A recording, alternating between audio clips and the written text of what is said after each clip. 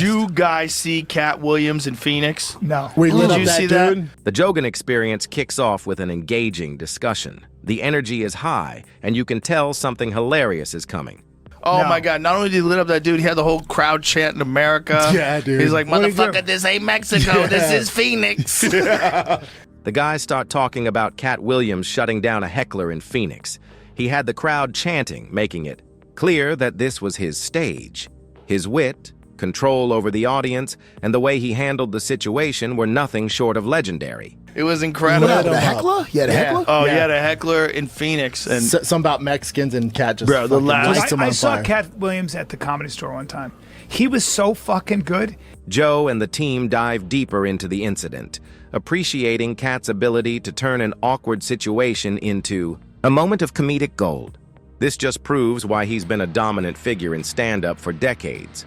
He was like, I've been doing this for 30 years. He was like, and he was playing with the band and stuff like that. He's one of the greats. Did you see him on One of Theo's the greats. podcast? Joe reminisces about watching Cat perform live, praising his effortless ability to entertain.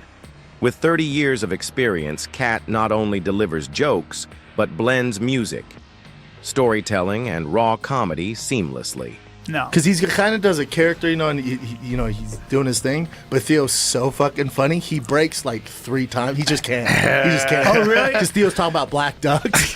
He goes, "You need to get you some black ducks, dude." Theo's It's so out of funny. his mind. Theo's so He's the funny. best. He broke Cat like 4 times. didn't he? Really? Bro, Yeah, it's how the about best. when he was talking to the president?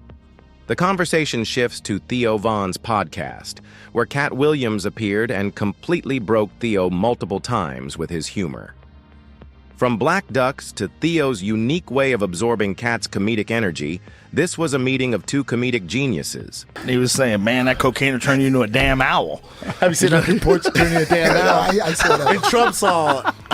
Trump's like, "What the fuck? president This of the kid's United talking States." about cocaine." But that is like really probably what Trump needed. He needed those kind of interviews. Which, A hilarious segment where Cat makes an absurd but wildly funny statement about cocaine turning people into owls.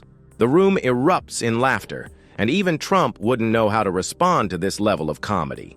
which comedians was he shitting on when he said your friends aren't funny? I don't know. Not to make it awkward. Listen, he Why said would that. he do that? He said that because he thought for some crazy reason that I didn't want to have him on, like somehow or another, that he would be showing up people or something like because he's so good.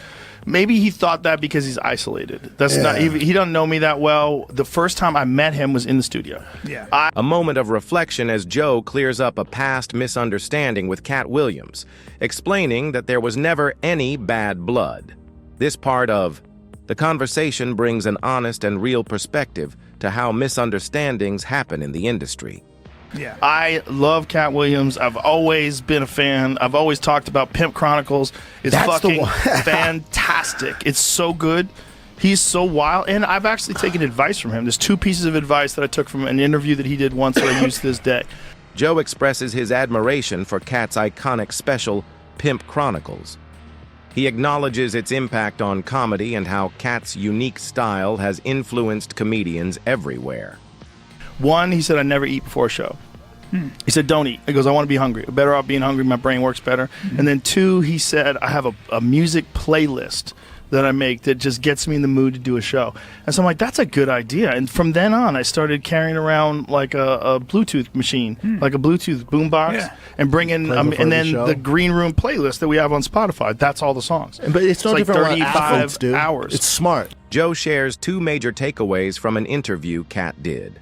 1, never eat before a show, hunger sharpens performance, and 2, have a personal playlist to set the right vibe before going on stage.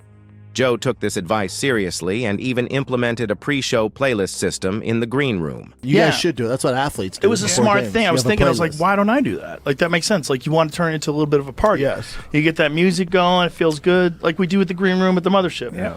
Get that music going, everybody's having fun. They discuss how music plays a crucial role in setting the mood before a performance.